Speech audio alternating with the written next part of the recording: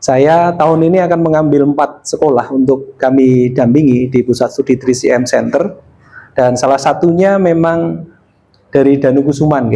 Jadi sebelum diminta ngisi itu Bu Vero sudah konfirmasi saya, Pak. Jadi saya belum membuatkan form itu Bu Vero sudah semangat. Nah ini yang saya selalu matur ke Pak Hida begitu. Jadi Bapak dan Ibu, sekolah kita ini memang harus dibangun dari rasa syukur dan komitmen kita terhadap sekolah kita. Tadi sudah disampaikan Pak Hida, kecintaan kita kepada sekolah itu menjadi sesuatu yang penting Bapak dan Ibu. Dan melekat dengan Tuhan itu sudah tidak bisa ditawar lagi. Tidak ada harga tawar lagi, harus itu.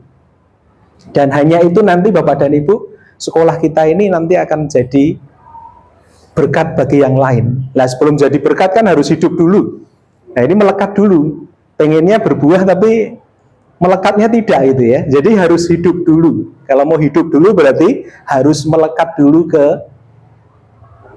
pokoknya, ya, ke pohonnya. Nah, pohonnya siapa ya harus melekat ke Tuhan dulu. Nah, dari situ nanti Bapak dan Ibu akan mulai hidup dan bertumbuh dan pasti akan berbuah. Nah, seperti yang disampaikan Pak Hida tadi di terakhir.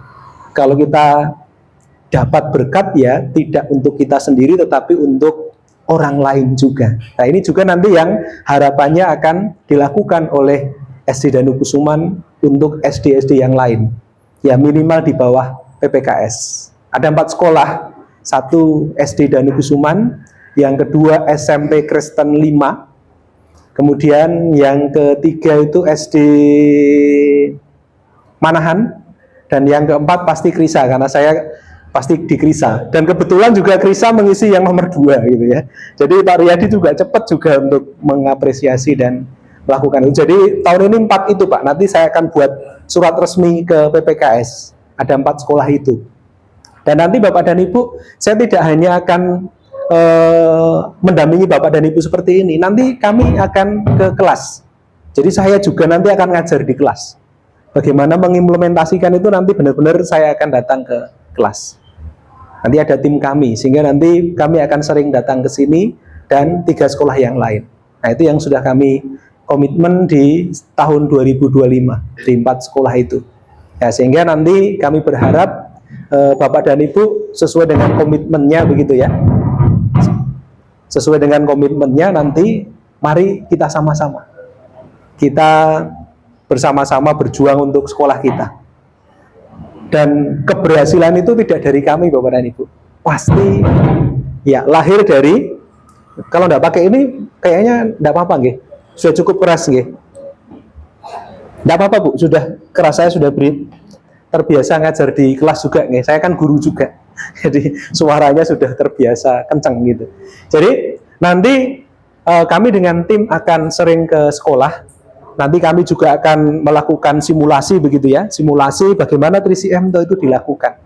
Nah setelah itu nanti Bapak dan Ibu juga sama-sama akan merancang, membuat dan mempraktekkan juga nanti kami dampingi. Dan harapannya itu nanti benar-benar terjadi dan itu nanti jadi brandingnya sekolah. Nah harapannya nanti akan dipost dulu ke media sosial, di webnya PPKS dan juga media sosialnya Krisda ya Krisda. Nah ini nanti yang harus dilakukan oleh kita bersama. Kami di LP3S juga lakukan sama, di 3CM Center pun juga akan lakukan hal yang sama. Jadi itu dulu Bapak dan Ibu ya, sehingga saya selalu mengawali dari sini. Saya mengawali dari sini. Yang sudah ikut di SMK lalu siapa saja nggih? Berapa orang yang pernah ikut di SMK nggih? Banyak juga berarti nggih, sudah banyak nggih. Sehingga saya selalu mengawali dari sini nggih. Betul nggih? Ini jadi rohnya 3CM untuk mendampingi sekolah-sekolah. Dan ini Bapak dan Ibu, kalau nanti kita lihat tentang deep learning, sebenarnya ini bagian dari deep learning itu. Dan kami sudah melakukan itu sejak 2017. Jadi pada saat ada deep learning pun kami sudah tidak kagetan. Nah itu yang harus kita lakukan. Kalau kita pegang esensinya, kita tidak akan kagetan kalau ada regulasi baru atau kebijakan baru Bapak dan Ibu. Jadi selalu mulai dari sana. Jadi dimulai selalu dari kemauan dulu. Jadi saya mau dan saya tahu gitu. Dan itu dulu yang harus kita pahami. Jadi Bapak dan Ibu sekarang hadir di ruangan ini karena memang mau atau disuruh Bu Vero atau malah Pak Hida yang nyuruh? Disuruh ya. Terus mau ya, ada maunya. Jadi itu sangat bagus ya, disuruh dulu terus mau gitu ya. Tahu nggak mau ngapain? Mau belajar ya. Jadi tahu ya hari ini ya, mau ketemu siapa gitu ya, dan nanti akan ngapain tahu ya. Nah, ini bagian pertama dari deep learning yang mindful learning itu. Jadi segala sesuatu belajar itu dimulai dari kesadaran. Kesadaran diri bahwa dia mau dan dia tahu gitu.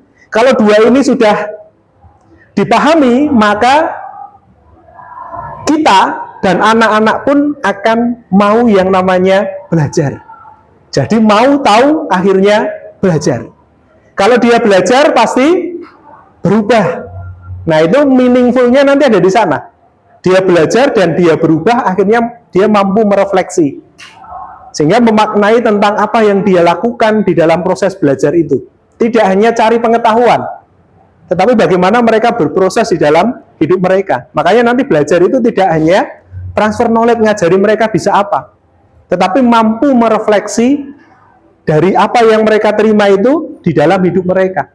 Sehingga mereka akan menjadi pribadi-pribadi yang nantinya akan tumbuh dengan kekuatannya sendiri. Itu yang disebut mandiri, Bapak dan Ibu. Ya, kalau sudah belajar pasti berdampak. Kalau berdampak pasti nama Tuhan dimuliakan. Ini dulu menjadi sesuatu yang penting, Bapak dan Ibu. Dari mau, tahu, belajar, berubah, dampak, baru nama Tuhan, endingnya ke sana. Kalau ini dilakukan juga di sekolah kita, Bapak dan Ibu, saya yakin ya 3-4 tahun ke depan ini akan terasa. Karena apa yang berubah itu kan perlu dirasakan kan ya, perlu dicicipi kan. Seperti kita masak tanpa garam gitu ya. Kita ngomong, oh ini tidak ada garamnya, bisa enggak? Tidak bisa, harus nyoba dulu. Begitu juga apa yang nanti kita lakukan. Ini tambahi garam, rasanya jadi enak. Dari mana? Ya dicoba dulu. Sama dengan sekolah. Orang akan mengatakan ini enak pada saat mereka masuk dan merasakan situasi di Krisda ini. Oh, merasa masuk ke sini ya tanah kobong gitu kan ya.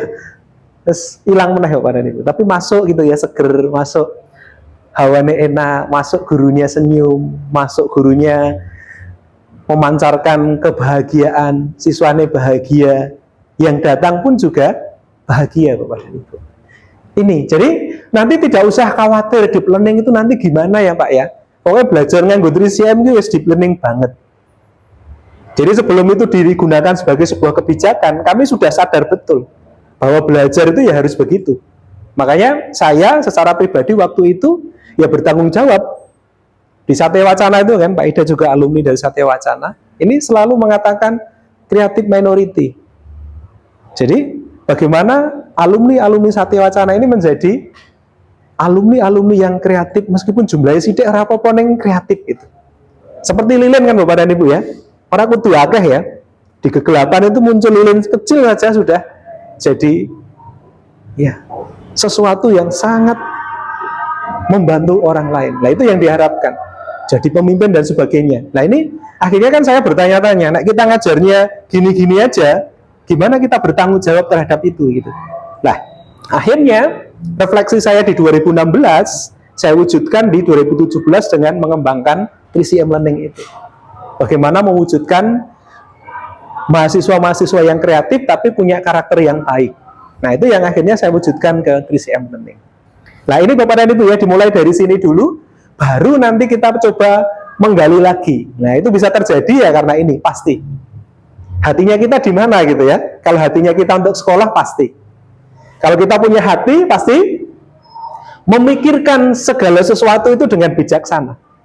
Kelas 5. Kelas 5 muridnya hanya 3 orang. 5 atau 4 gitu ya, saya lupa. Tapi antara 4 dan 5. Muridnya hanya 3. Saya masuk kan ya. Saya masuk ngobrol kan. Oke nak, baru ngapain? Baru ngerjain tugas. Mata pelajaran apa? Oh bahasa Jawa Pak. Gurunya kemana? Baru keluar. Nah terus ngapain sekarang? Ngerjain tugas. Lalu muridnya guru telu ditinggal baik. Nah terus gimana? Jadi akhirnya mereka belajar sendiri Bapak dan Ibu. Nah nanti kalau kita punya hati, pasti kita akan memikirkan itu. Mereka selesai jam 12, itu baru jam 11 kurang ya, itu udah tidak ada gurunya, muridnya belajar dewe gitu ya. Nah ini yang akhirnya menjadi tanda tanya, lah muridnya sidik ini, nek guru ini tambah entek ya. Nah ini akhirnya saya mencoba untuk mengingatkan kembali gitu ya, hatinya di mana? Kalau hatinya di sekolah itu pasti dia akan mikirkan itu dengan bijaksana Bapak dan Ibu. Ya, memikirkan dengan bijaksana itu pasti mulai dari sini ya. Semua pasti untuk Tuhan dan pasti nah, nek kira-kira meh lungo kuwi dipikir ketenanan gitu. Jadi wah, ini tanggung jawab saya yang saya harus lakukan dengan baik, mikir lagi gitu kan ya. Nah, ini yang saya selalu tekankan pada saat saya mendampingi sekolah-sekolah Kristen Bapak dan Ibu. Termasuk di sekolah labnya kami pun juga sama. Kami ngomong keras tentang itu. Murid-murid ini adalah tanggung jawab yang Tuhan kasih untuk kita. Kita tidak bisa semena-mena untuk itu. Nah, ini yang menjadi pergumulan kita. Nah, Bapak dan Ibu, kalau nanti kita bicara deep learning, kalau dalam bahasa Indonesianya itu pembelajaran yang mendalam. Yang mendalam itu yang seperti apa? Apakah kudu wangel banget? Apakah seperti apa? Itu yang kita pikirkan. Nah, ini nanti Bapak dan Ibu, kalau kita menghayati pembelajaran 3CM Learning yang kami sudah sampaikan beberapa waktu yang lalu, dan dihayati, ini nanti mesti kena semua. Jadi pembelajaran mendalam itu pembelajaran yang seperti apa. Nah, untuk sampai ke sana kita mau mencoba dulu melihat kenapa itu dilakukan. Bapak dan Ibu, ini sebenarnya pergumulan pemerintah kita juga terkait dengan pendidikan kita dan masa depan Indonesia juga. Ya, pembelajaran mendalam itu pasti konteksnya tentang bicara Indonesia di 2045. Ya, harapannya kan Indonesia apa ya? Slogannya Indonesia Emas ya. Artinya harapannya semua dalam kondisi yang sangat sejahtera, Indonesia maju luar biasa. Tapi kita lihat Bapak dan Ibu, ya, perubahan masa depan bisa tidak diprediksi? Sulit sekali Bapak dan Ibu. Ya, sekarang secara ekonomi Amerika sekarang sudah mulai dikejar Cina ya. China sudah luar biasa. Sampai Huawei aja sekarang di ban ya. Kan? Ya. Karena apa? Karena merasa itu tadi. Jadi kita tidak bisa lihat ke depan mau seperti apa.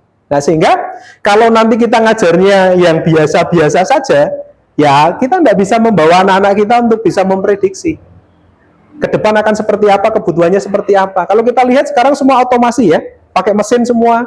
Sekarang tukang pijet di Jepang sana ya, itu sudah mulai dipikirkan bukan lagi manusia gitu ya, dipijeti robot, ditemani di rumah dengan robot.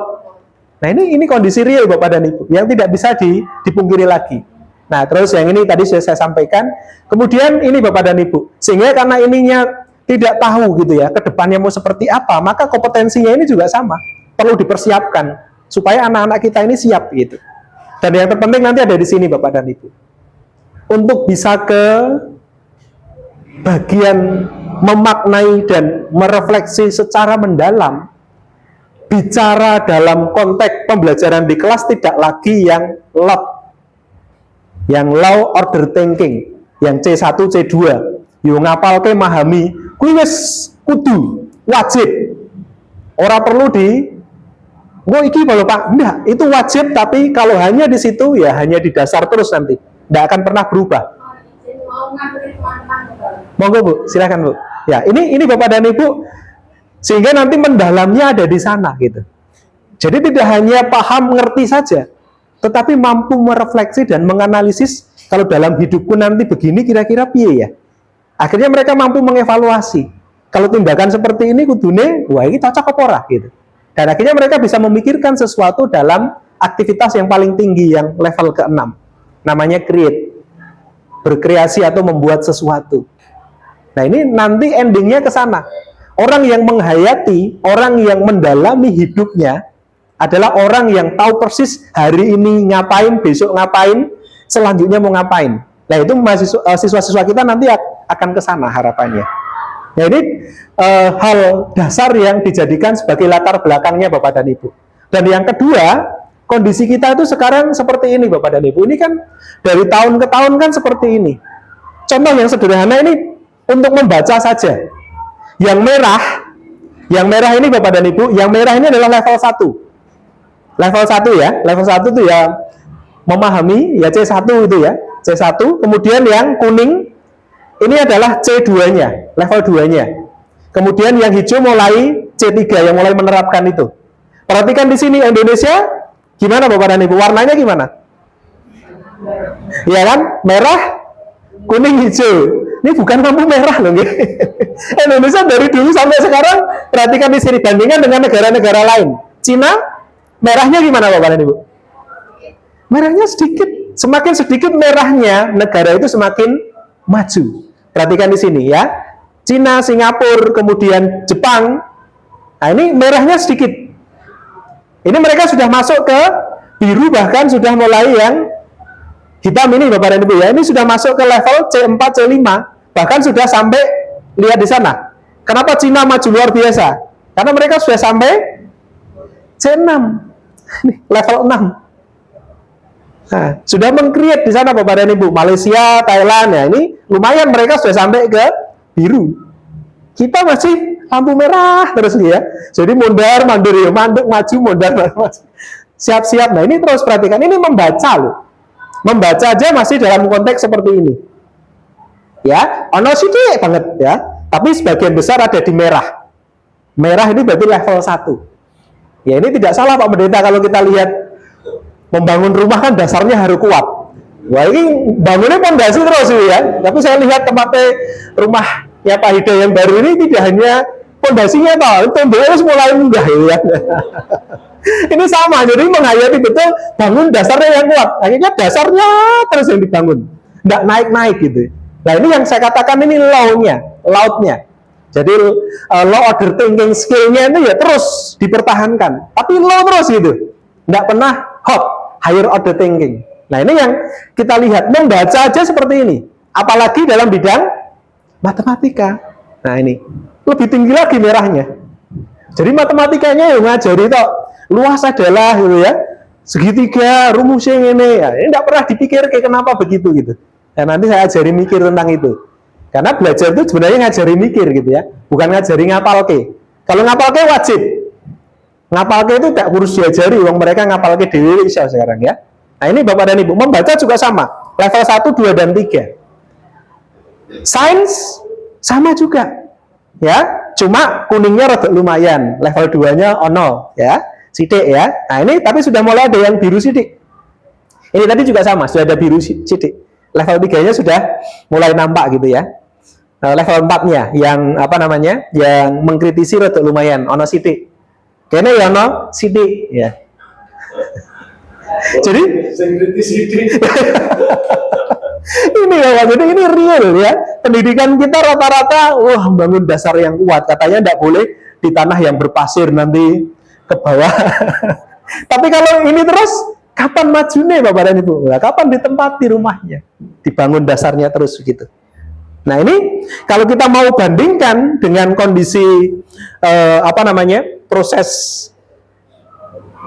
level cara berpikir kita Bapak dan Ibu nanti akan ada di sini. Ini yang saya ingin tunjukkan ke Ibu Bapak. Jadi kalau nanti kita betul-betul mau melihat itu sebagai sebuah harapan supaya pembelajaran kita mendalam, ya kita mau tidak mau mendalam tuh levelnya sudah di sini Bapak dan Ibu. Ya. Jadi kalau kita lihat di sini mendalam itu sudah mulai cakap dan unggul gitu. Jadi kita selama ini masih ada di sini terus, ya berkembang loh Pak. Ya memang berkembang terus. Kapan jadi cakapnya gitu ya? Kita selalu ada di sini, ya. Ini belum berkembang, ini tadi fondasinya. C2-nya ada di sini, C1, C2, C3. Jadi kita levelnya ada di sini Bapak dan Ibu. Pembelajaran mendalam itu ada di sana, di atas sudah C4, C5, C6 gitu. Makanya itu yang dinamakan mendalam, karena dia mampu merefleksi. Orang yang mampu merefleksi itu mampu menganalisis hidupnya mereka.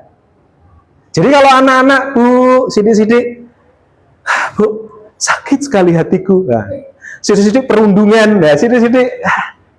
Makanya Bapak dan Ibu kalau melihat, ya, sekarang Ya, ini kemarin itu kan saya diminta di Boyolali ngajari bunda-bunda, ngajari guru-guru TK ya, sebagian besar TK. Itu saya datang begitu ya. Ini terjadi Bapak dan Ibu. Saya tunjukkan sekalian, nggih. Jadi saya kemarin ke Boyolali mendampingi bunda-bunda orang tua TK ini ya. Nah, ini saya mengajarkan tentang bagaimana kondisi ke depan anak-anak kita manakala mereka terus dibiarkan dalam situasi yang seperti sekarang Bapak dan Ibu. Ini saya tunjukkan Bapak dan Ibu. Jadi kemarin tuh saya ngajari bunda-bunda itu tentang digitalisasi Bapak dan Ibu. Wah, ini ya rada kangelan ya. Bunda-bunda biasanya tiktokan kon mikir iki gitu kan ya. Ini terjadi betul gitu ya. Gor-gor tiktokan gitu ya, tapi benar-benar ngerti gitu. Kenapa orang tua ini perlu belajar tentang ini begitu. Nah, jadi mulut dan pipinya itu kendor. Anak-anak loh Bapak dan Ibu. Taman kanak-kanak. Main ponsel sehari 6-7 jam. Ya.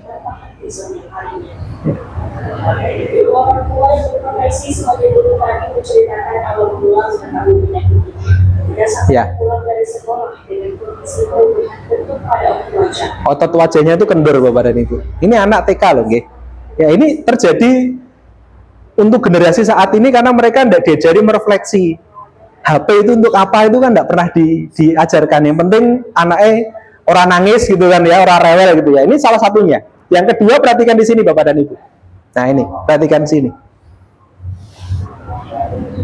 Masalah kejiwaan. Wah, anak-anak gampang banget cemplah hatinya. Nah, ini yang terjadi, ini real Bapak dan Ibu. Terus di sini perhatikan di sini, ya. Ini di Surabaya ya, di Jabar juga mengalami hal yang sama. Anak-anak mengalami gangguan kejiwaan. Tadi fisik, sekarang kejiwaannya. Ini yang berikutnya. Ini yang ngeri lagi Bapak dan Ibu. Bunuh diri.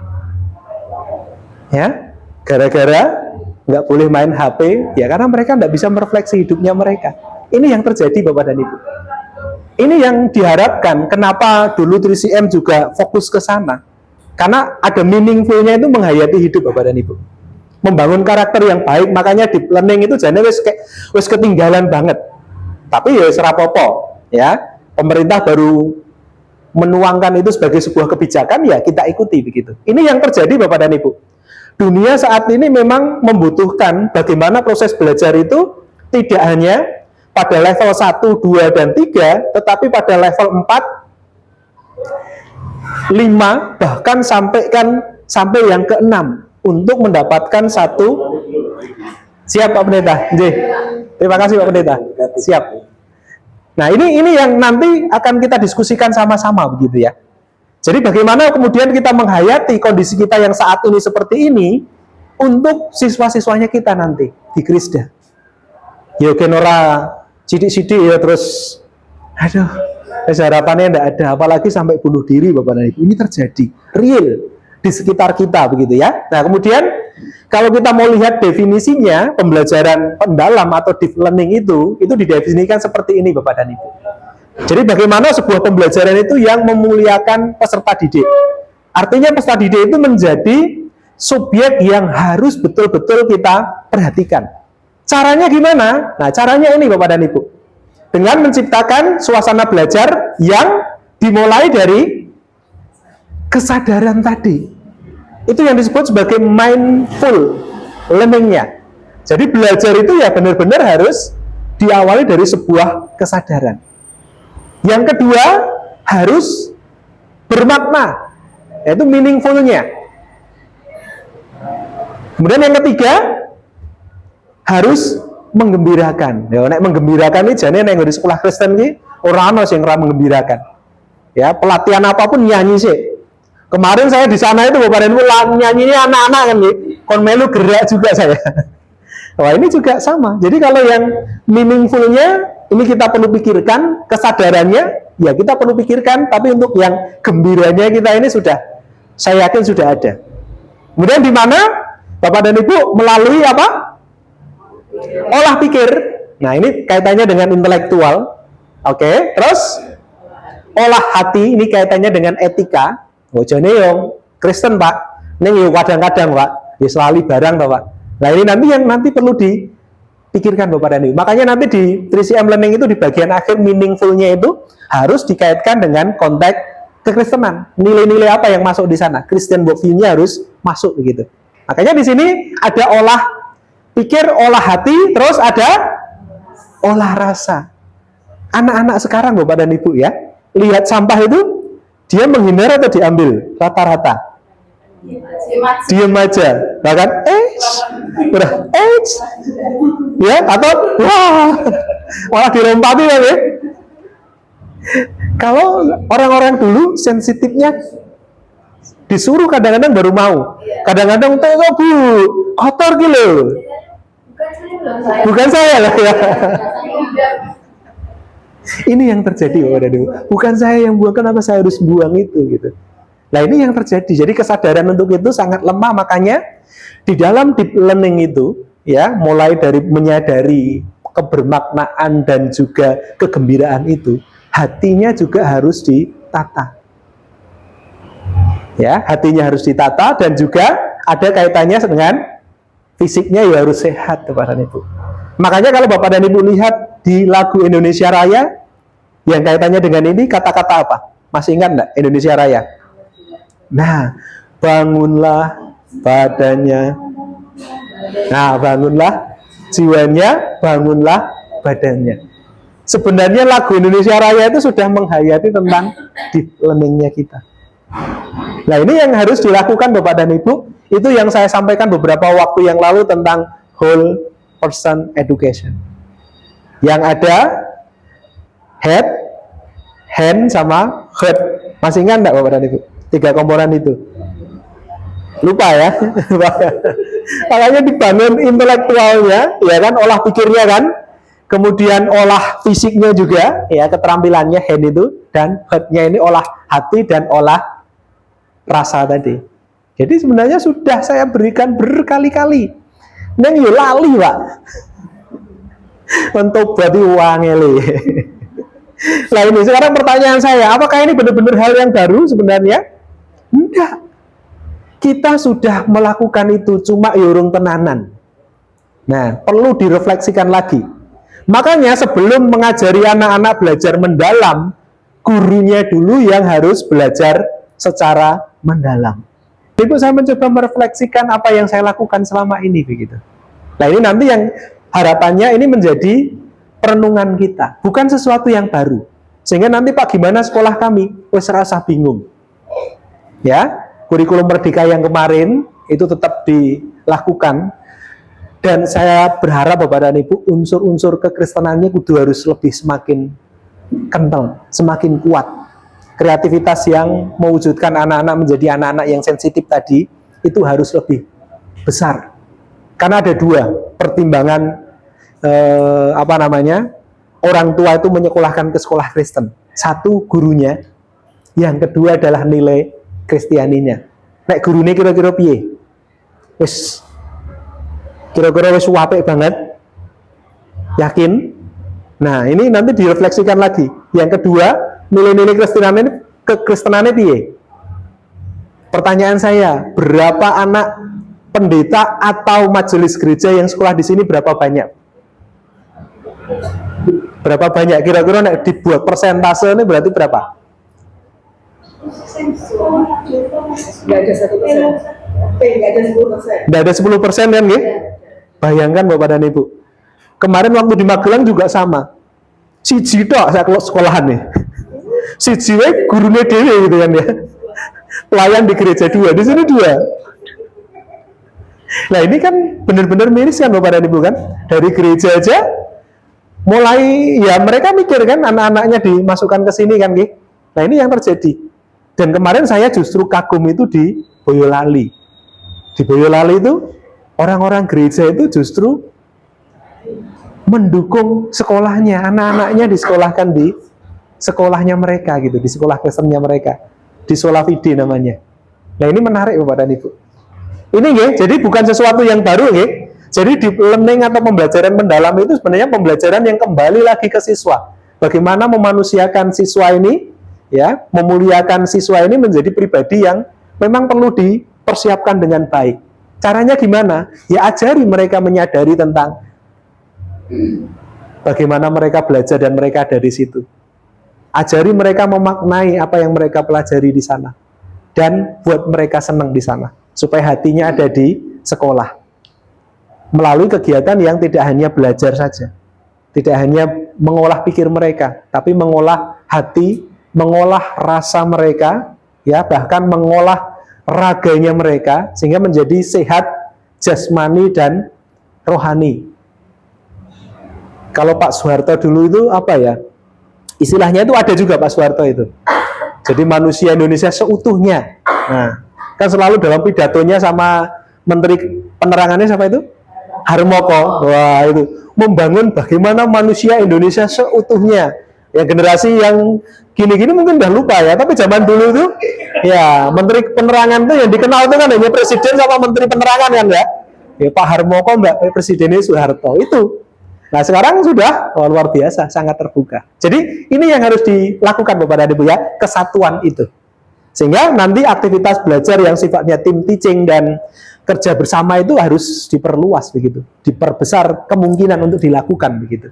Nah ini, jadi nanti kalau kita lihat secara bagan, nanti kondisinya akan seperti ini. Jadi pembelajaran mendalam itu akan meliputi 3 hal ini, berkesadaran atau kesadaran diri, kemudian kebermaknaan, kemudian yang menggembirakan tadi. 3 unsurnya yang dilakukan dalam aktivitas yang tidak hanya mengolah pikir, tapi mengolah hati, mengolah rasa, dan mengolah raga, akhirnya mewujudkan, nah, bukan lagi profil pelajar Pancasila, yang diwujudkan sekarang, ya profil lulusan yang dituangkan dalam 8 dimensi. Ya memang ada kesamaannya dengan profil pelajar Pancasila, nanti kita lihat sama-sama. Tapi sekarang istilahnya yang dirubah. Dan itu kita sudah kenal semua. Dari 8 dimensi itu. Nanti kita lihat dimensi itu. Jadi ini Bapak dan Ibu ya, deep learning itu. Dan itu bukan kurikulum. Bukan kurikulum. Tapi pendekatan belajar. Bagaimana belajar itu kemudian dilakukan dengan kesadaran diri, dengan menggembirakan dan bermakna. Kalau dengan 3CM beda enggak? Ya, 3CM ada cool-nya ya. Ada cool-nya itu sebenarnya itu menggembirakan. Cool itu di atasnya gembira. Jadi cool itu ya gembira tapi ono tantangannya. Sehingga mengajari mikir nanti, ya. Bermain dan tantangan. Jadi itu asik dan menantang, itu cool. Jadi tidak hanya gembira saja, tapi ada tantangan di sana. Sehingga anak-anak terbiasa untuk dibangun semangatnya. Nah, kemudian kritikalnya, nah kritiknya nanti kaitannya dengan bermakna Bapak dan Ibu, memaknai. Makanya kritikal itu C berapa? Kritikal itu C berapa? C4 dan C5. Kritik itu menganalisis dan mengevaluasi. Mendalam enggak? Mendalam. Kemudian unsur yang ketiga apa? Kreatif. C berapa? C6, level 6. Masuk enggak mendalam? Masuk. Komponen terakhir meaningful. Honora. Ada. Bahkan kita tambahi dengan meaningful yang kaitannya dengan iman Kristen. Nanti saya ajari deep learning di sekolah Kristen. Tidak hanya deep learning biasa. Sekolah Kristen itu harus deep learning plus. Tidak boleh malah deep learning min. Harus plus. Nanti kita lihat plusnya di mana. Nah ini Bapak dan Ibu, ini 8 dimensinya. Mana yang beda dengan yang kemarin? Ini ada kesehatan nih, karena tadi ada olahraga kan ya, ada kesehatan. Terus apa lagi? Kewargaan, komunikasi ya. Oke, kemandirian ada nih, kolaborasi ada, kreativitas juga ada, bernalar kritis ada nih. Keimanan ini hampir sama lah ya, hampir sama. Ya, kewargaan ini ya berwawasan global kemarin itu. Nah, ini sebenarnya tidak jauh beda. Apakah ini hal yang baru? Enggak juga. Tinggal kita menguatkan dari 8 dimensi itu. Yang penting nanti ini Bapak dan Ibu, Ya, kemandirian dan komunikasi ini penting banget begitu ya. Mandiri itu pasti ada unsur kreatif. Kreatif ini pasti dari bernalar kritis. Apakah ini semua bisa diwujudkan dengan 3CM? Bisa. Ya, bisa. Meaningful-nya nanti diarahkan ke sini, ya, bisa. Kolaborasinya pasti karena 3CM itu sifatnya cooperative learning dalam bentuk grup. Jadi bukan sesuatu yang baru. Ki Hajar Dewantara sudah Bapak dan Ibu. Ya, memerdekakan tadi sudah nggih. Peserta didik pasti kita sudah nggih. Sistem Among ya, Trikon ini ya. Ini pasti kita sudah. Yang tuturi handayani dan sebagainya itu yang ngarso. Ya, sing tulodo ing madya mangun karsa tuturi handayani. Nah, ini betul semua. Asa-aso itu yang mendampingi. Ini yang diferensiasi. Bagaimana mendampingi anak yang kurang, anak yang pintar dan sebagainya. Oke. Pranata sosial, budaya dan sebagainya ini sudah semua. Tinggal nambahkan nilai-nilai Kristianannya. Nah, cuma di sini nanti yang kita harus, wah, mereka aja pakai nilai-nilai ini. Berarti nilai-nilai Kristen kita juga harus dimasukkan ke dalam pendidikan kita, di dalam deep learning-nya nanti gitu. Nah, ini kurikulum sudah berubah luar biasa nih, berapa puluh tahun yang lalu gitu kan ya, berubah terus kan, mulai dari tahun 70-an sampai sekarang ya Bapak dan Ibu ya. Saya tidak akan menjelaskan itu ya, tentang ini. Oke, yang ini saya rasa sudah tidak harus ya nunggih. Yang penting lagi, ini tadi sudah di awal Bapak dan Ibu ya. Ini tadi sudah kompetensi masa depan, pembelajaran bermakna pasti nggih, nggak usah. Nah, yang penting nanti Bapak dan Ibu, ini saya coba untuk lihat juga sumber dari luar begitu ya. Ada beberapa hal. Ini coba kita lihat satu-satu Bapak dan Ibu. Jadi sebenarnya ada 6 kompetensi di dalam deep learning itu ya. Yang pertama ini terkait dengan ini kalau dari sumber lain Bapak dan Ibu ya. Kalau sumber lain, kalau kita tadi kan 8 dimensi tadi ya. Kalau ini kita coba lihat, kita bandingkan dari tempat lain. Yang pertama ini terkait dengan untuk yang core akademik kontennya. Jadi kalau yang SD itu yang profesional itu loh Bapak dan Ibu. Jadi pemahaman tentang konten yang harus diberikan ke anak-anak ini tidak boleh ditawar lagi, memang harus ya kuasai konten akademik inti itu ya pasti sesuai jenjangnya. Berpikir kritis sama ya, kritikal ya, sudah ya kita ya dalam menyelesaikan masalah. Nah, harusnya ke sana supaya tidak bunuh diri tadi loh ya. Kemudian bekerja sama secara tim, ada kan ya, teamwork ya, aman sama. Komunikasi sama, tidak ada masalah kan, sama nih ya. Terus pelajari cara belajar tidak lagi untuk membaca. Belajar itu belajar tentang bagaimana belajar. Susah enggak ini? Jadi belajar itu tidak hanya membaca, belajar tidak hanya melihat, belajar itu justru belajar tentang bagaimana belajar. Kok belajarmu ngono ya? Kok iso ya? Lah aku kudune piye? Nah, itu namanya belajar untuk melihat bagaimana belajar yang benar. Oke, terus pola pikirnya. Nah, selama ini mengajarkan tentang pola pikir enggak? Apakah hanya terkait konten saja, profesional saja, atau memang kita ngajarkan ke sana? Jadi ini semua Bapak dan Ibu kalau kita mau menghayati 3CM wis ono kabeh ning ngono. Sudah ada semua di situ. Ya, sudah ada semua di situ. Nah, ini nanti yang kita harus lakukan bersama-sama di sekolah kita. Sehingga nanti kalau nanti akan dilakukan dalam proses pembelajaran, nanti konteksnya akan seperti ini Bapak dan Ibu. Kerangka kerjanya, ya. Jadi, kalau kita lihat di sini Bapak dan Ibu, kerangka pembelajarannya, ya, kalau kita lihat kan ada lingkungan belajar. Lingkungan belajar kita, ya, seperti ini sudah oke, ini sudah melihat bagaimana sebuah lingkungan belajar yang sangat memadai. Kemudian yang kedua, pemanfaatan digital.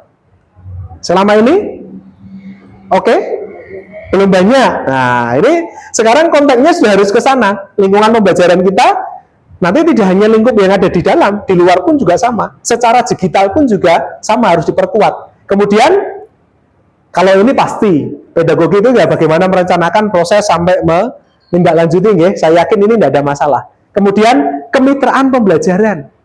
Nah, ini nanti komitenya tidak hanya diundang pas membangun wae, apa meh urunan gitu ya. Jangan. Orang tua murid yang punya kompetensi tertentu diundang ke sini untuk ngajar. Pak, mereka pedagang misalkan, bisa enggak Pak? Boleh. Ya daripada Bu Wiro ngajarin yang jualan, apa iso yang jualan? Ya kan? Kewirausahaan kan ya? Ngajari itu mending orang tua siswa yang memang punya potensi ke sana. Mereka diminta datang untuk ngajar tentang profesi tadi. Pas belajar tentang profesi yang jualan datang ke, sing bapake polisi atau tentara ya kon rene. Nah, ini namanya kemitraan. Jangan kita itu merasa semuanya bisa, saya bisa ngajari kewirausahaan loh Pak.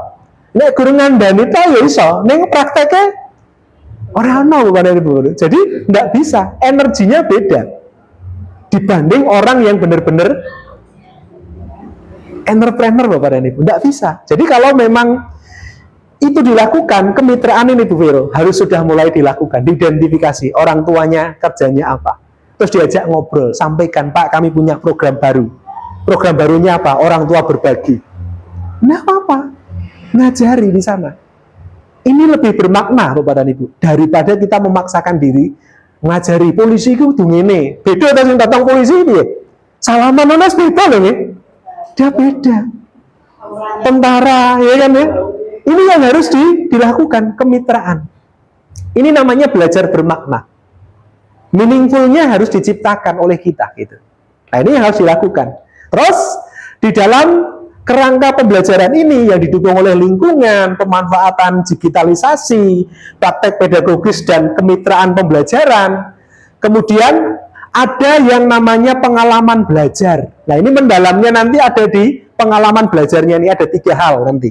Di pengalaman belajar itu ada apa saja? Mulai dari sini dulu Bapak dan Ibu. Ini ya, mulai dari apa? Memahami, ya, ini dari C1, C2-nya. Mengaplikasikan, ini C3-nya, baru nanti yang terakhir itu merefleksi, 4, 5, 6-nya. Nek kon merefleksi pekerjaan polisi dari yang mengajar polisi beneran dengan yang kita seakan-akan jadi polisi, kira-kira merefleksi ini beda apa? Beda. Ini Bapak dan Ibu. Makanya mereka bisa menganalisis polisi itu wangel ora ya. Terus nanti tugasnya piye ya? Gue mau jadi polisi kira-kira aku iso ora ya? Nah, ini namanya menganalisis Bapak dan Ibu. Terus mengevaluasi, waduh, ketok aku ora cocok ya, dhuwurku gur sakmene ya, semeter pojok bunjule sithik ya. Nah, bisa jadi. Atau wah aku ora seneng olahraga. Nah, akhirnya aku mau jadi polisi maka saya harus olahraga. Badanku ya rada kluyan nih. Nah, sekarang harus gimana kalau saya mau jadi polisi atau tentara? Akhirnya mereka merefleksi, tidak hanya bicara tentang profesi saja. Tapi bicara engko nek aku jadi polisi. Nah, akhirnya dia akan berpikir, olahraganya apa ya Pak ya? Pak, kalau saya mau jadi polisi saya harus ngapain? Nah, anak-anak dari kecil sudah tahu harus ngapain. Ini yang namanya merefleksi. Mencoba melihat ke depan, bahkan memprediksi. Isora ya. Ya nek ngono, pertumbuhanku kurang, saiki kudu minum susu sing piye? Oh, Hilo kah? Oh, saiki kudu renang iki. Ben dhuwure tambah. Nah, dulu saya tuh kurang dilatih berenang Bapak dan Ibu, maka pertumbuhannya ya sing ngene wae ya. Wah, tapi anak saya ya wis basket ya macam-macam, saya ini dhuwure ya wis wah kalah akeh saya Bapak dan Ibu, cepet banget gitu. Nah, ini yang terjadi. Ini adalah pengalaman belajarnya. Terus prinsip belajarnya, nah ini prinsipnya yang deep learning-nya tadi, 3 tadi, apa? Kesadaran ya. Ya. Oke. Berkesadaran atau meaningful-nya tadi, terus apa? Meaningful-nya ya, bermaknanya tadi dan menggembirakan, joyful learning-nya. Itu prinsipnya. Karena ini pendekatan berarti prinsip belajarnya harus 3 hal itu. Terus yang terakhir, prinsip pembelajarannya gimana? 3 ini, dimensinya yang tadi, yang 8 tadi. Nah, akhirnya terjadilah yang namanya pembelajaran mendalam. Nek orang sampai merefleksi, ya wes Bapak dan Ibu, dasar terus nanti, lot terus, tidak pernah mendalam. Karena mereka tidak merefleksikan dan mengkritisi apa yang mereka dapatkan. Ini Bapak dan Ibu, bukan sesuatu yang baru. Cuma penghayatannya saja yang sepertinya masih perlu dikuatkan kembali. Gitu. Ya, sekarang kita lihat di sana. Oke ya, kesadarannya tadi sudah nih Bapak dan Ibu ya. Bermaknanya sudah, mengembirakan sudah, saya tidak perlu membahas lagi. Oke, kemudian kaitannya dengan yang apa namanya? Pengalaman belajarnya tadi yang 3 tadi ya, mulai memahami, mengaplikasi sampai merefleksi ini. Nah, ini sama kan nih ya? C1 sampai C3-nya ada di sana. Ini. Kemudian untuk yang mengaplikasikan ini juga sudah nih. Ini C3-nya tadi, ini tidak ada masalah. Sampai mana ini? Bayangkan Bapak dan Ibu, sampai meregulasi diri tadi loh. Persis sama yang saya sampaikan tadi. Mau jadi polisi tadi loh. Kok genduten ya? Oh, olahraga. Kok kurang dhuwur ya? Renang. Ya, kok cilik banget? Oh, harus minum susu Hilo lagi. Nah, seperti itu. Nah, sekarang kita lihat, ini tadi sudah ya, saya tidak perlu menjelaskan lagi mengapa demikian. Nah, ini Bapak dan Ibu, seperti yang saya sampaikan tadi. Ada di sini mendalam itu. Kalau tidak berubah ya kita ada di sini terus Bapak dan Ibu. Ya, akan kita di sini terus. Makanya di sini. Ini tadi yang saya sampaikan, ya. Oke. Nah, oke. Terus ini tidak usah, tadi sudah ya. Kemudian yang menarik lagi Bapak dan Ibu, yang berubah adalah pola berpikirnya tentang guru. Yang berubah. Kalau dulu ya, ini kan apa namanya? Mulainya kan yang menjadi prioritas itu kan pemerintah ya. Jadi top down gitu loh Bapak dan Ibu. Nah, sekarang dirubah. Yang jadi prioritas siapa? Yang punya peran gede.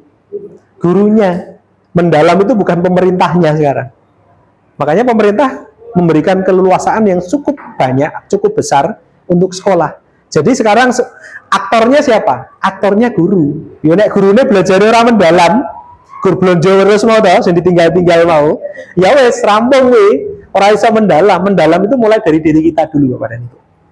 Dari gurunya dulu nular ke siswanya. Nah, ini yang harus diganti. Tugasnya sekarang yang paling besar itu justru ada di gurunya. Nah, ini yang harus dirubah. Jadi Bapak dan Ibu guru ini yang makanya disebut sebagai agen of change-nya itu ada di situ. Semua tergantung dari gurunya. Nah, gurunya ngajarnya mendalam dan oke, ya pasti muridnya juga mengalami hal yang sama. Oke, nah ini Bapak dan Ibu ya, dilakukan untuk apa? Tadi ya, ini ya, mewujudkan ini tadi. Oke ya, yang dulunya seperti ini, berubah meneh ya. Nah, nanti nek bingung-bingung terus ya wis, montang-manting hidupnya kita Bapak dan Ibu. Harus dipegang prinsipnya. Belajar itu bagaimana kita mengantarkan peserta didik kita itu untuk memaknai hidup. Intinya ke situ, Bapak dan Ibu. Memaknai hidup mereka. Memaknai hidup itu tidak hanya hidup kusuk piye ya, terus menggerutu. Bukan. Namanya memaknai hidup itu, mereka mampu memikirkan saat ini saya seperti apa. Kita lahir bisa memilih enggak, Bapak dan Ibu? Aku mah lahir jadi anak Pak Prabowo nih, saudara. Enggak bisa. Tapi kalau saya nanti ingin seperti Pak Prabowo, bisa nggak? Bisa. Itu yang namanya memaknai hidup, Bapak dan Ibu. Boleh saat ini kita lahir dari orang tua seperti apa? Saya masuk ke Krisda mulai dari apa? Nek saya masuk loro metu tetap loro, kuwi jenenge orang merefleksi hidup dan memaknai hidup. Aku lahir miskin, mati ya tetap miskin. Wis kebangetan tidak mensyukuri hidup. Nah, itu yang namanya belajar. Bagaimana ngajari anak-anak itu memaknai hidup mereka. Dulu mereka gimana, sekarang mereka seperti apa, ke depan mereka akan seperti apa. Nah, itu konteksnya belajar. Nah, kita mampu ke situ, Bapak dan Ibu, murid-murid kita itu luar biasa. Nggak mudah. Saya aja ngajari anak saya 2 di rumah, bukan sesuatu yang gampang. 2 anak itu ya beda banget. Tapi kami bersyukur mereka memaknai hidupnya masing-masing dan mereka tahu mereka ke depan mau seperti apa. Kalau nanti saya begini, saya menerima atau enggak itu mereka udah tahu. Jadi oke, mereka sudah menentukan pilihannya. Saya akan memilih seperti ini ya, oke, enggak masalah.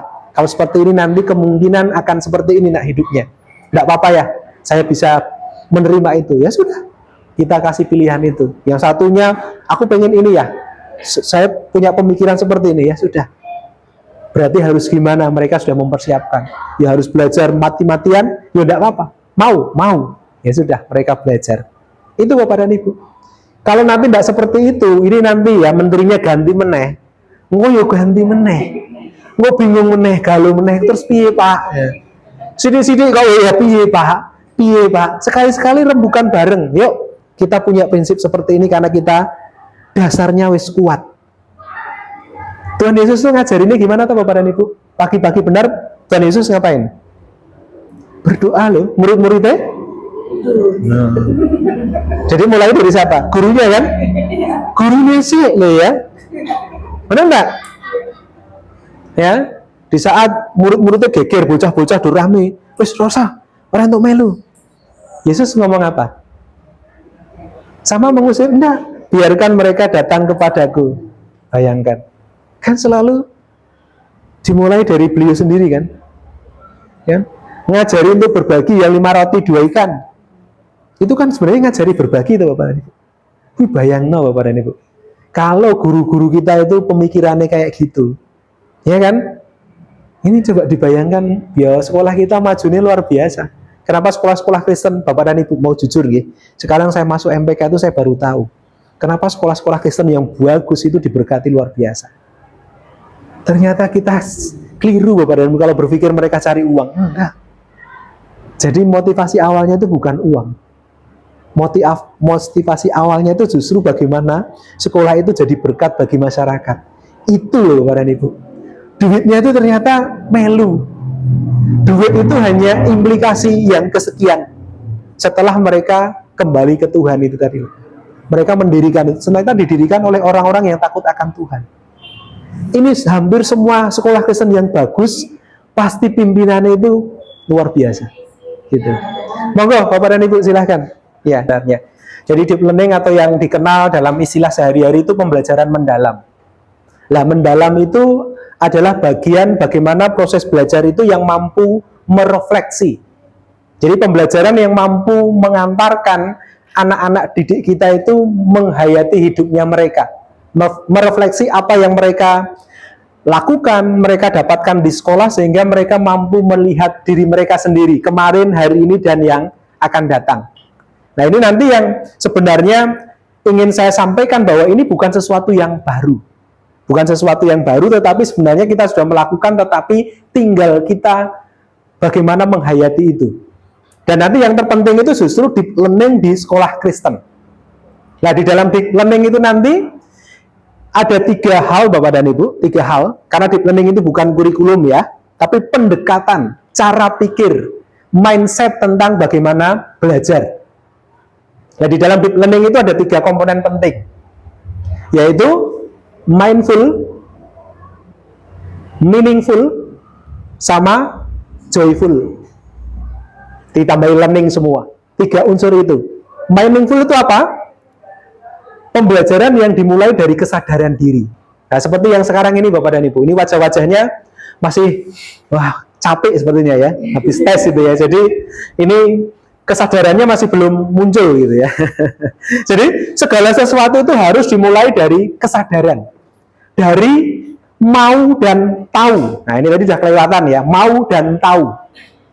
Belajar pun juga sama. Ya, di mana nanti proses belajar itu selalu dimulai dari kesadaran. Jadi kita tidak boleh mengajar masuk kelas itu terus anak-anak hari ini kita mau belajar ini ya. Silahkan buka halaman sekian. Tidak cukup itu. Harus betul-betul dimulai dari kesadaran bahwa mereka sudah siap untuk belajar. Mereka datang ke kelas itu tahu persis untuk apa. Ini Bapak dan Ibu ya, bagian pertama, yaitu dimulai dari kesadaran. Nah, kalau dimulai dari kesadaran, maka belajarnya akan bermakna. Kenapa bermakna? Karena dia tidak hanya belajar, tetapi merefleksi. Makanya tadi yang saya ceritakan ke sekolah ini, karena ada unsur di dalam lingkungan belajar nanti, ada yang namanya kemitraan. Makanya tadi saya cerita, orang tuanya yang polisi siapa, orang tuanya yang berdagang siapa, orang tuanya tentara dan yang lain-lain siapa. Kemitraan itu artinya kita bisa melakukan orang tua itu hadir di sekolah. Ngajar di sekolah Bapak dan Ibu. Ngajar di sekolah bicara tentang misalkan tadi, tentang pekerjaan. Sehingga anak-anak yang pengen jadi polisi itu tahu, polisi itu seperti apa. Bisa kita ngajarkan polisi. Ya, polisi itu seperti ini anak-anak. Tapi lain kalau yang ngomong itu seorang polisi. Maka dia akan bisa memaknai polisi itu ternyata seperti itu. Kalau mau jadi polisi gimana? Akhirnya mereka berpikir, berarti saya harus olahraga ya Pak? Iya. Berarti saya tingginya harus berapa Pak? Harus sekian. Sekarang berapa? Berarti harus ngapain ya Pak ya? Akhirnya mereka bisa memaknai belajarnya. Bukan hanya tahu tentang informasi tentang polisinya. Tetapi dia merefleksi bahwa polisi itu harus begini. Berarti kalau saya mau jadi polisi, berarti saya harus ini. Makanya mereka senang di bagian terakhir itu, harus menggembirakan. Itulah 3 komponen dari deep learning, Bapak dan Ibu. Kesadaran, ya, kebermaknaan, dan kegembiraan. Nah, ini kalau kita Bapak Ibu mencoba mencermati, ketiga hal itu semua ada di 3CM Learning yang sudah dipelajari bersama-sama. Ya, gembiranya ada di mana, Pak? Di cool-nya. Cool itu bahkan di atasnya gembira. Karena gembira atau asik dan ada tantangannya di sana. Oke, bermaknanya nanti ada di mana, Pak? Meaningful-nya ada di 3CM? Ada. Ya. Kebermaknaannya ada di sana. Bahkan di sana ada critical dan creativity. Kreatif. Nah, mengkritisi dan meng-create itu dalam rangka untuk memaknai. Mereka seneng enggak? Seneng gitu ya. Kesadarannya dibangun di mana? Kesadarannya waktu di cool tadi, gabungan dengan joyful learning-nya ini. Akhirnya jadi cool. Jadi ini sebenarnya bukan sesuatu yang baru. Dan itu dilakukan tidak hanya dalam rangka mengolah pikir mereka, Bapak dan Ibu. Jadi yang diutamakan lagi, bukan lagi mengolah pikir saja di dalam deep learning itu. Tetapi ada olah hati, olah rasa, dan olahraga yang secara utuh dilakukan. Jadi kenapa pembelajaran mendalamnya kan ada di sana. Nah, kalau seperti ini Bapak dan Ibu, sekarang kita coba refleksikan. Kenapa sekolah kita makin hari, maaf ini Bapak dan Ibu ya, makin hari, makin muridnya berkurang. Kenapa sekarang, saya tanya di sini, warga gereja yang sekolah di sekolah kita semakin sedikit. Kalau di SD tadi hanya ada 2. Kalau di SMP, anak pendeta dan majelis yang sekolah di sekolah berapa? Ada tidak? Tidak ada? Ada enggak? Atau jangan-jangan kita enggak tahu ini anak esopo yang sekolah yang gini? Enggak ada? Yakin Bapak dan Ibu, enggak ada? Ada tidak? Dulu ada, sekarang Pak. Nah, ini yang kita mau bicarakan Bapak dan Ibu. Kenapa gitu? Jangan-jangan kita udah jauh dari ini. Ya? Bahkan kita tidak menyadari betul sebenarnya. Tadi sempat ya Pak Hida datang ke sini untuk menghayati bersama tentang kecintaan kita terhadap sekolah kita begitu. Dan ini Bapak dan Ibu hanya bisa terjadi, pembelajaran mendalam ini terjadi dimulai dari gurunya dulu. Belajar mendalamnya harus dimulai dari gurunya dulu. Kalau tidak dari gurunya dulu akan sulit Bapak dan Ibu untuk bisa terjadi. Ini yang pertama yang ingin saya ulang sedikit Bapak dan Ibu. Makanya kalau dibuat bagannya nanti seperti ini. Ini 3 komponen yang tadi dan harus meliputi 4 hal ini. Pikir, hati, rasa, dan raga begitu. Dan yang penting lagi, kalau mau mendalam, maka di dalam proses belajar itu harus ada di area ini. Nah, ini kalau kita mau menghayati. Nah, ini Bapak dan Ibu, ini di SMP juga sama. Kalau kita betul-betul mau menghayati pembelajaran mendalam itu, ya kita jangan hanya di sini terus. Belajar yang hanya terus mengingat, memahami terus gitu ya. Karena mendalamnya ada di sini Bapak dan Ibu. Kalau kita ngajari setiap hari hanya suruh menghafal, suruh membaca, udah selesai itu. Nggak akan pernah terjadi yang namanya pembelajaran mendalam ini. Karena pembelajaran mendalam ini sudah sampai ke dalam cakap dan unggul. Sudah bicara tentang relasional, bicara tentang berpikir abstrak dan mendalam, atau bahkan bicara sesuatu yang tidak lagi dalam konteks yang real, tetapi bisa berimajinasi begitu. Ya, imajinasi itu muncul pada saat mereka mencipta ini Bapak dan Ibu. Kalau dilihat dari taksonomi Bloom, mulai dari C 3, 4, 5, dan 6. C 3-nya pun sedikit sekali sebenarnya. C 4 sampai 6 yang diutamakan. Sehingga pengalaman belajarnya tidak hanya memahami saja, tapi mengaplikasi dan merefleksi tadi ke sana. Nah, ini yang dilakukan Bapak dan Ibu di dalam pembelajaran mendalam. Kalau kita hanya levelnya di sini terus, ya susah Bapak dan Ibu. Ya mengingat kembali banyak ide tapi tidak pernah mengeksekusi, ya selesai. Ya, idemu apa? Idemu aku punya ide ini banyak yang seperti itu Bapak. Tunggalnya akeh. Tapi yang eksekusi banyak enggak biasanya? Enggak. Sekarang itu banyak ngomongnya kan, tapi enggak ada yang mengeksekusi. Nah, ini yang nantinya kalau kita mau melakukan pembelajaran mendalam itu, ya ngajari mereka punya ide tapi sampai dengan mengeksekusi. Harus gimana ini? Gabungkan idenya. Kayaknya bagus begini, oh iya, gabungkan saja. Sehingga jadi satu karya yang nanti mereka akan menerapkan itu dalam bentuk karya yang bisa dieksekusi begitu. Ini Bapak dan Ibu pembelajaran mendalam. Dan yang penting lagi, pembelajaran mendalam itu nanti diimplementasikan di sekolah Kristen. Siapa yang melakukan? Ya. Ya ini kemarin karena yang minta di Danukusuman ya, ini ditambah nanti dengan SMP Kristen 5 begitu ya. Bagaimana ini nanti diterapkan di sana? Pertanyaan saya sekarang, yuk, yang mulai dari SMP, karena SD tadi sudah saya tanya banyak gitu. Yang SMP, maaf Mas, visinya SMP Kristen 5 itu apa Mas? Ya kan? Ya, ojo diajari ya, ojo diajari. Ya, apa Mas?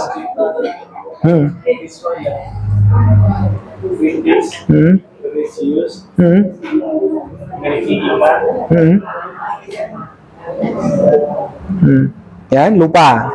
Jadi kan pribun, lalu juga. Tak apa-apa. Ada 5 ya. Krisma. Ya. Religius. Inovatif. Oh ya. Nah, ini baru 2 Bapak dan Ibu ya. Coba sekarang ibarat. Oke, ya. Oke. Ya, Bapak dan Ibu. Ini kita umpamakan kita meh dodolan. Waras ya? Anggap aja sekolah itu ya dodolan. Terus nek meh dodolan kok meh ceritane ngene, apa ya rasane wingi apa ya? Payu ora kira-kira? Ora payu Bapak dan Ibu. Nah, ini bukan untuk apa-apa nggih. Jadi, betul-betul ini yang menjadi pilihan kita. Berarti kita harus paham betul tentang sekolahnya kita. Nah, ini yang nanti kita perlu refleksikan bersama-sama. Jadi mendalamnya itu bisa dilakukan manakala kita tahu kita mau membawa anak-anak kita ini mau kemana gitu. Pasti dimulai dari visi dan misinya sekolah gitu.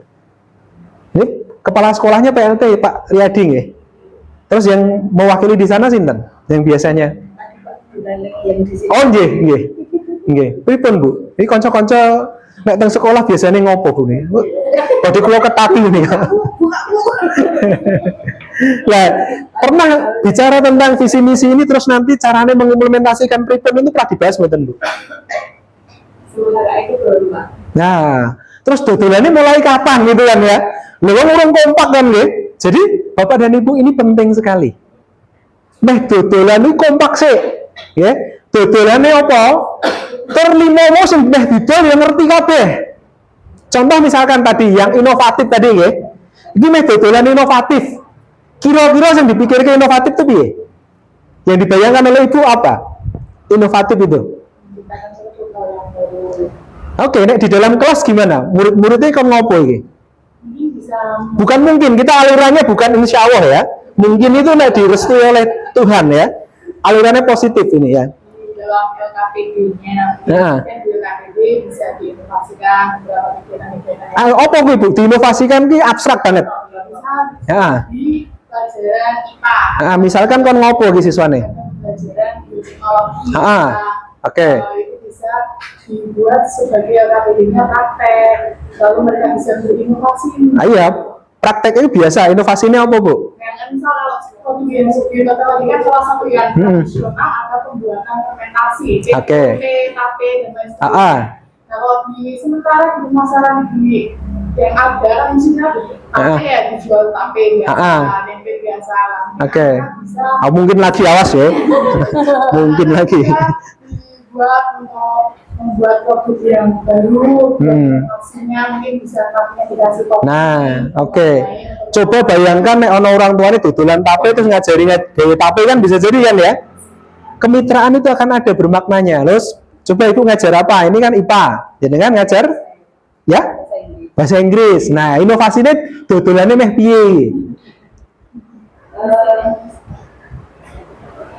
baru sebatas bayangan ya Pak. Wah. Eksekusi. Lah nggih iki kon dodolan piye? Bu, aku meh dodolan iki engko tak bayangke dodolan koyo ngene sing tuku sapa? Barangnya ke dalam angan-angan kan nggih. Nah, ini Bu nanti PR nggih. Jadi nanti 5 itu kudu dipikirke. Ya, di dalam kehidupan anak-anak biasa, kreatif apa namanya inovasi itu dalam kehidupan sehari-hari seperti ini, dalam pembelajarannya seperti apa. Nah, ini mulai disepakati dan ditulis bareng-bareng Bapak dan Ibu. Tadi kan 05 ya, tadi baru inovatif. Terus yang pertama tadi kreatif ya. Ya, kreatif inovatif kan jejeran kan gue tonggone ya. Nggak kreatif mesti inovatif gitu. Nah, kreatif itu tadi masuk. Terus apa lagi yang ketiga? Religius mbak siji mau apa mana?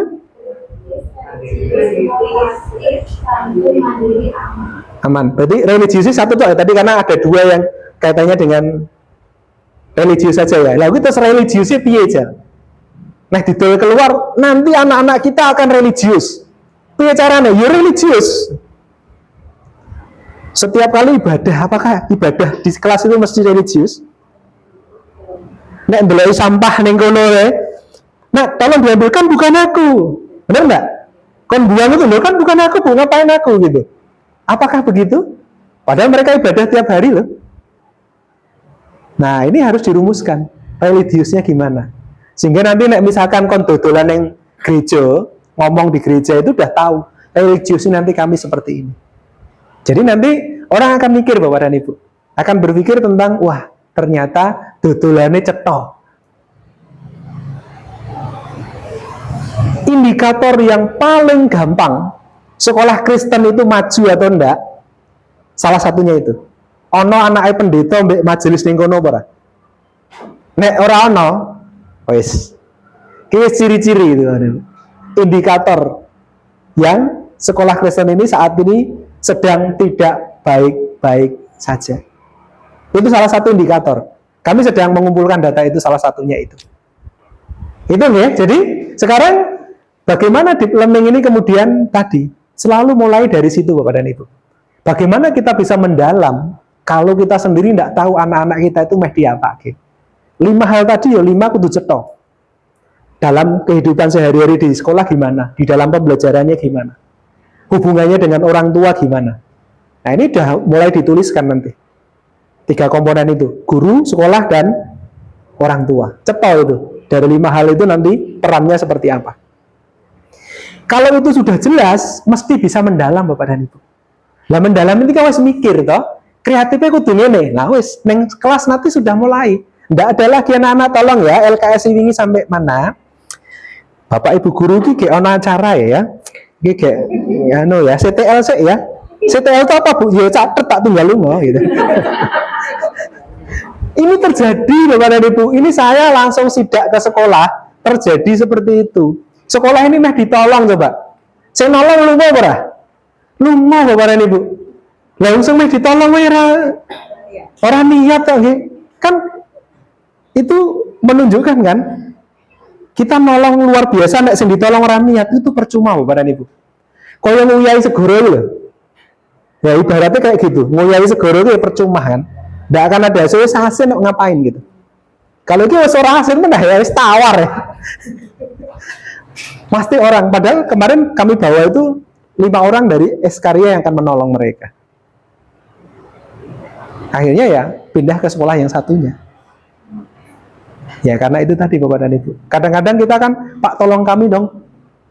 Bener enggak? Kenapa sekolah kami begini? Tapi pernah enggak mikirin bicaranya? Belum Pak. Kok kon wong liya kon mikir kena banget ya? Nah ini yang terjadi Bapak dan Ibu. Jadi Bapak dan Ibu belum bicara tentang deep learning, bicara tentang pembelajaran mendalam itu, ya selalu diawali dari pemahaman kita tentang diri kita sendiri, tentang sekolah kita. Mulai dari situ. Dan itu akan ke bawah. Satya Wacana itu membuat saya begitu mencintai alma mater saya. Karena mengajarkan satu konteks yang luar biasa. Mulai dari sentiarumnya, bagaimana ngajari saya tentang bagaimana belajar secara saintifik, itu benar-benar dilakukan di Satya Wacana. Ada Magicon et Scholarium, bagaimana hubungan baik dosennya dengan mahasiswanya, bagaimana belajar, itu benar-benar ada di sana. ngajari tentang creativity. Kenapa saya kreatif yang sekarang terjadi ini juga karena Satya Wacana. Saya menghayati betul, diajari menjadi pemimpin, diajari bagaimana menjadi radar. Nah ini betul-betul saya hayati betul tentang visi misinya Satya Wacana, sehingga membuat saya betul-betul ya pada saat saya ditawar orang lain untuk pindah tempat, sudah ditelepon, Pak mau pindah di mana, pilih antara ini Bapak pilih yang mana? Ya saya tetap milih Satya Wacana. Terus ditanya yang kedua, Bapak di Satya Wacana dibayar berapa toh Pak? Ke Bapak enggak mau pindah. Bayangkan Bapak bilang, ada yang telepon saya itu bukan orang biasa loh, Ketua MPK Indonesia, menawarkan 4 kampus besar, 3 ada di Jakarta, 1 di Surabaya. Tapi saya tetap pilih Satya Wacana. Kenapa? Karena saya betul-betul menghayati Satya Wacana. Bayarannya raspiro Pak. Wah, yang berkat-berkatnya Pak luar biasa. Yang itu akhirnya, kenapa? Setiap kali saya kemana-mana, ya banyak orang yang terberkati. Ini yang dilakukan Bapak dan Ibu. Karena saya jualannya cetok. Jual opo-opo, udah cetok. Jadi kalau kita berharap kita mau pembelajaran mendalam, ya dalami dulu diri kita. Dalami tentang sekolah kita dulu. Sebenarnya sekolah saya itu maunya apa toh? Gitu. Pasti nanti bisa ini Bapak dan Ibu. Itu penting ya. Jadi itu menjadi sesuatu yang menurut saya itu bagian utama ya, Bu Viro, Bu Naning ya. Dan Bapak Ibu semua. Kenapa saya menyebut kepala sekolahnya dulu? Karena kuncinya ada di leader. Leadernya harus mendalam dulu. Dan nanti guru-gurunya juga akan mendalam. Mendalam semua baru ke murid-muridnya. Libatkan orang tua Bapak dan Ibu. Kita tidak bisa bicara sendiri. Jadi bicarakan dengan orang tua, rumuskan bareng-bareng. Kalau yang di sini tadi wah semangat banget ya. Visi-misinya wah lali awas itu ya. Semangatnya nyanyi buaner. Oh, visinya apa? Lali Pak. Besok kan dodolan ya ora laku to nggih. Dodolane wae lali ya sing didol apa lali ya ora laku gitu. Itu nggih. Itu mohon itu jadi bagian utama. Jadi nanti kalau raker atau ketemu bareng itu bagian pertama yang dibahas tentang itu. Yuk, dipastikan dulu meh dodolan apa. Dodolan engko piye ya. Nah, itu mulai dirinci satu-satu gitu ya. Di lingkungan sekolah gimana, di lingkungan guru gimana, di lingkungan dengan orang tua gimana, dirumuskan dulu. Saya yakin ini gampang. Ini bukan sesuatu yang baru. Ini sesuatu yang sudah kita lakukan. Ya hilang karena kita belum mendalami diri kita sendiri. Nah, yang penting nanti Bapak dan Ibu, kalau ini kan umum. Sekolah-sekolah yang lain juga seperti ini. Sekolah kita harus deep learning yang plus. Plusnya yang plus Christian worldview-nya. Yang gimana? Ini deep learning-nya sekolah Kristen Bapak dan Ibu. Ya. Jadi ini deep learning-nya sekolah Kristen di mana deep learning yang dimaksudkan di sini nanti akan membayangkan apa di sini yang tak kasih biru ini Bapak dan Ibu. Jadi kisah umat Tuhan terlibat dalam pekerjaan nyata yang membentuk diri dan membentuk dunia. Jadi harus dihayati bahwa sekolah ini juga ladangnya Tuhan. Bukan hanya gereja. Jadi nanti kalau kita mau deep learning, ya deep learning untuk sekolah Kristen yang merupakan bagian dari gereja. Bagian dari cara Tuhan memakai sekolah untuk mengabarkan kabar baik itu. Sehingga semakin dinyatakan karya Tuhan itu di dunia. Saya yakin Bapak dan Ibu, saya itu lahir dari Nyon sewu Bapak dan Ibu. Kurangnya itu kurang banget gitu nggih. Saya sekolah itu Bapak dan Ibu ya. Sekolah itu ya saya cerita nih kelas 1. Kelas 1 itu buku saya itu satu tok itu buku Banteng. Saya pinjam satu bukunya. Bapak dan Ibu ada yang pernah lihat buku Banteng itu kayak apa? Yang zaman dulu pasti tahu buku Banteng. Ya hampir mirip. Dalamnya itu bulan gambarnya banteng. Makanya disebut sebagai buku Banteng. Setahun itu buku saya 1. Kenapa? Saya tidak bisa beli bukunya. Dan kalau saya nyatet Bapak dan Ibu, catat, saya baca, saya ngerti, saya hapus. Gue nulis esok meneh. Kelas 1. Saya terjadi seperti itu. Apakah saya nangis? Enggak. Saya hayati. Saya masuk kelas 1 itu tiga kali Bapak dan Ibu. Tahun pertama saya pulang. Karena saya belum bayar, saya dibully teman saya, kok udah bayar? Belum, pulang. Hari yang kedua, saya tidak pakai seragam karena belum dibelikan seragam. Saya DOC karena saya pakai kaos, saya pukul teman saya. Nangis, saya pulang. Tahun yang ketiga, 7 tahun waktu itu, saya tidak mau TK memang. Saya langsung kelas 1, 7 tahun, itu yang ketiga kalinya. Bapak saya bilang, kok mulai mana tak toko wedhus ya. Itu serius, betul ini. Tak suruh angon. Ya, lu sama Bu. Jangan dipikir itu orang saya angon beneran loh ya. Ya kon angon saya akhirnya mikir kan nggih. Ya wes saya sekolah akhirnya. Saya sekolah wis terlambat nggih. Sing paling angen itu nulis angka 3. Angka 3 itu tak wolak-walik bukunya ini tetap kayak burung terbang gitu loh. Hapus itu sampai bolong gitu ya. Begitu seterusnya. Habis, hapus lagi. Besok lagi begitu. Terus di semester terakhir, itu kan biasanya kalau zaman dulu, kalau juara dapat apa? Hadiah kan ya? Hadiah di tempat saya itu alat tulis, buku dan alat tulis. Nah kelas 1 itu kan saya nggak ngerti kan ya. Tak tanya temen gue, untuk buku itu enak mana? Sebenarnya nong desa ya, untuk buku enak banget toh. Lah kan juara toh gitu. Saya langsung mikir kan ya, langsung mikir punya carane. Aku untuk buku itu, ya aku tuh jadi juara. Dari situ, gampang sepele tau kan Bu. Sepele banget. Saya pikirnya enggak neko-neko. Benar tuku buku, bayangno Bapak dan Ibu. Saya minta orang tua enggak ada. Ya punya caranya kan ya. Mulai kelas 2 Bapak dan Ibu, saya enggak pernah beli buku. Saya juara 1 terus dari kelas 2 sampai saya lulus. Buku saya jadi banyak Bapak dan Ibu. Kalau juara 1 kan berdosen-dosen Bapak dan Ibu. Ya kan? Juara 3 1 dosen begitu. Jadi bukunya banyak banget. Alat tulisnya banyak. Jadi saya berawal dari hanya sekedar pengen punya buku. Wes, saya belajar terus dan akhirnya saya ya lumayan pinter. Karena sinau terus kan ya, karena orang juara kan untuk buku kan. Akhirnya saya lomba. Terus saya tahu yang namanya SMP itu dari lomba. Lomba itu yang kecamatan Pak. Kan biasanya lomba di daerah dulu kan ya. Satu sekolahan terus ditandingin di sekolahan liyane. Sing sak kampung itu kan ya. Kami punya 2 sekolah, SD 1 sama SD 2. Nah, dikirimlah saya lomba 5 mapel. Matematika mbek sains, saya mesti ikut terus itu. Lomba neng kecamatan. Terus dong cerita, gue kira lulus nih SMP ngendi? Kok ana SMP ya? Bayangkan Bapak dan Ibu, orang tua saya tuh enggak tahu. Sekolah ini kok piye-piye enggak tahu. Saya tahu SMP ya justru dari lomba itu. Saya tahu SMP. Terus saya tanya lagi kan ke guru saya, Pak, kok bar SI jare ono SMP? Gue sekolahnya iso neh ora, Pak? Ono. Bar SMP apa? SMA. Ngono kuliah. Ngono nek meh dadi guru iki kudu kuliah. Waduh. Suwe ra, Pak? Ya suwe. SMP 3 tahun.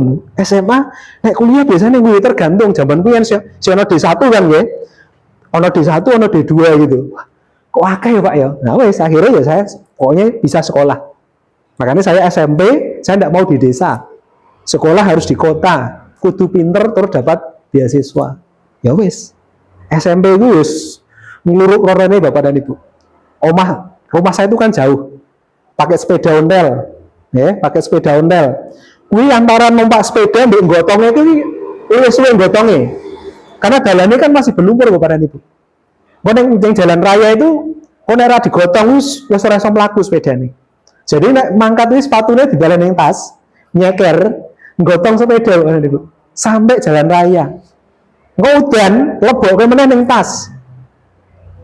Begitu seterusnya selama 3 tahun. Saya SMP. Juara terus ben ra bayar. SMP sing bayari sapa? Ya gen ra bayar kudu juara. Akhirnya saya pindah SMA ke kota lagi. Ke Purwodadi kota. Jadi anak kecil sudah berpikir tentang sekolahku neng ndi. Terus mikir kuliah. Nah dulu saya 3 tahun itu harus ikut orang Bapak dan Ibu. SMA itu saya harus hidup di tempatnya Dokter Sis namanya. Jadi Dokter Sis itu beliau adalah direktur rumah sakit di Panti Rahayu. Jadi Bapak itu dokter dan direktur rumah sakit. Saya berpikir karena saya pengen jadi dokter. Karena dulu di tempat saya itu wong panasnya mati ya Bapak. Ini serius ini. Orang sakit panas karena tidak bisa berobat, meninggal. Makanya saya pengen jadi dokter. Ben loro tak suntik mari gitu. Sepele tok. Cita-citanya sepele. Kenapa jadi dokter? Ben nyuntik wong gendora mati. Itu tok pikirannya anak-anak. Nah, ternyata Bapak tidak setuju saya masuk ke kedokteran karena biayanya mahal. Akhirnya saya jadi dokter anak di Satya Wacana. Kon ngajari anak-anak dokter-dokter gitu. Akhirnya saya kuliah loh, sekarang jadilah seperti ini. Gitu. Jadi karena saya menghayati terus mendalami betul gitu kan ya.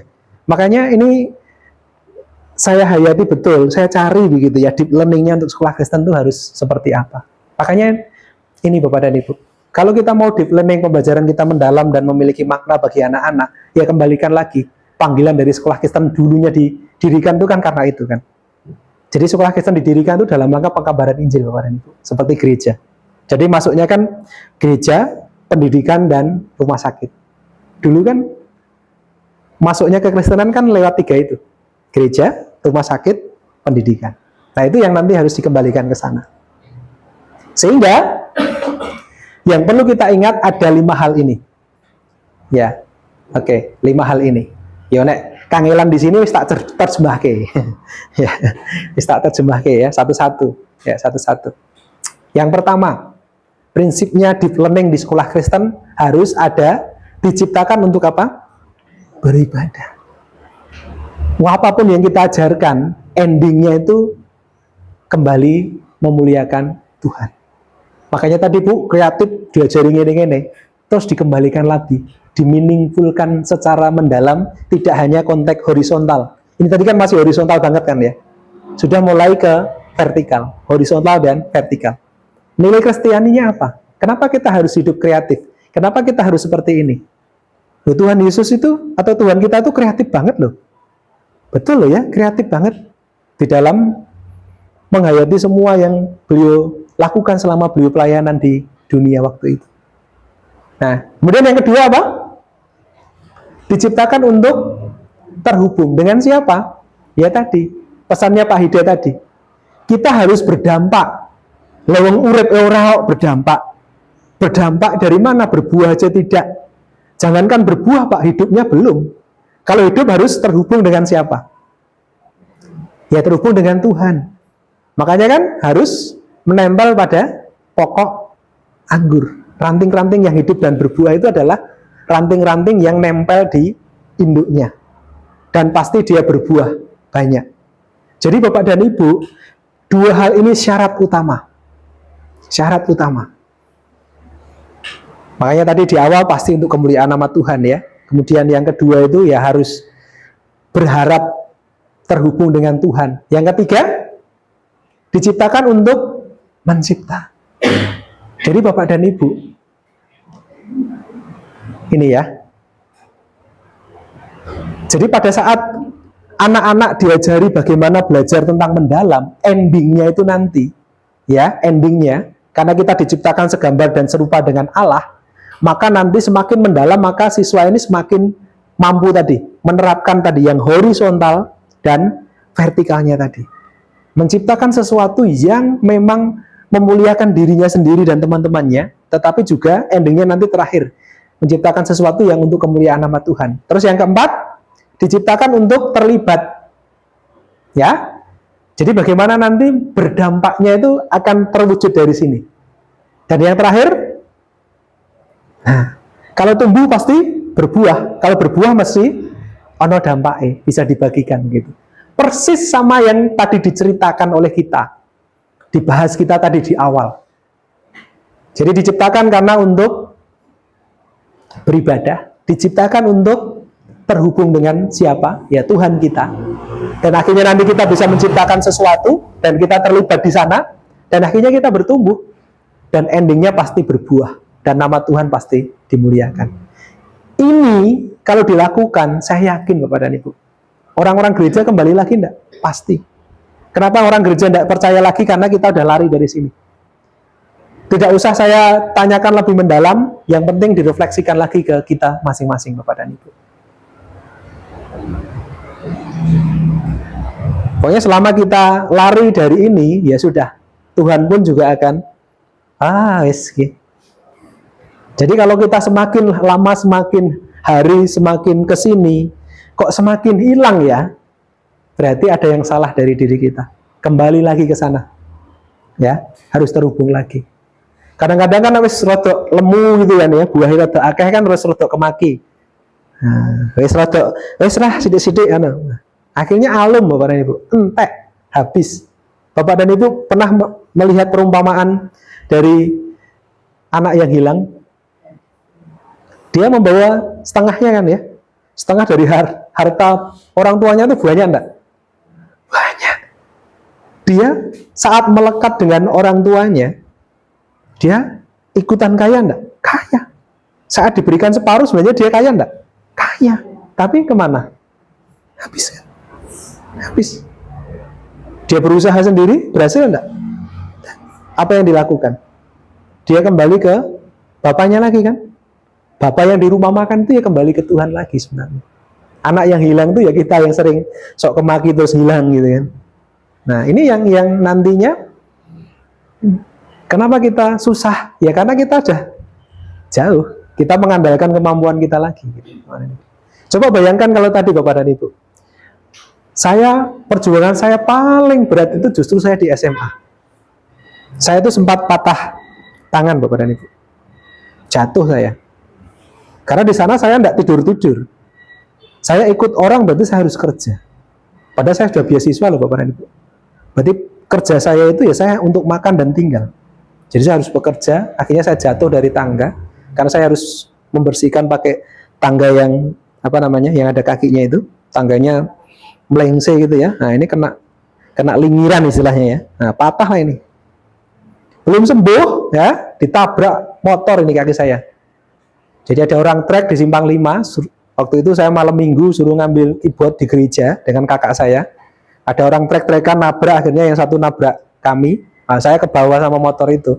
Tahu-tahu udah di rumah sakit, saya enggak tahu apa-apa saya. Bangun sudah enggak sadar kaki saya sudah di. Jadi yang saya dapatkan selama 3 tahun ya, patah tangan, kaki.